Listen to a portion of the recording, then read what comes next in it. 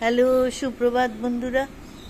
আজ আমি একদম অসুস্থ হয়ে পড়েছি, শরীর ভালো নেই।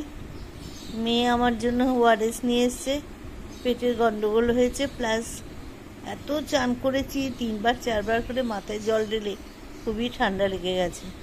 কি আর করা যাবে বলো, এই ঠান্ডাটা তো লাগবেই, বয়স হচ্ছে।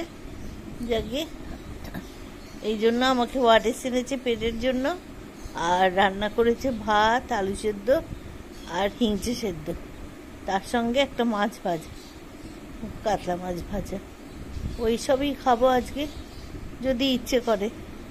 ও বেরিয়ে গেছে বাজারে, আর আমার এখন একা একা আমি শুয়ে আছি, শরীরটা ভালো নেই। তাই তোমরা সব সুস্থ থেকো। বিকেলবেলায় তোমাদের সঙ্গে আবার নতুন করে দেখা করব। কি রান্না হলো, কি আনলো, কি করবে দেখি। একটু সুস্থ হয়ে গেলেই বিকেলে খাওয়া দাওয়া করবো, কেমন?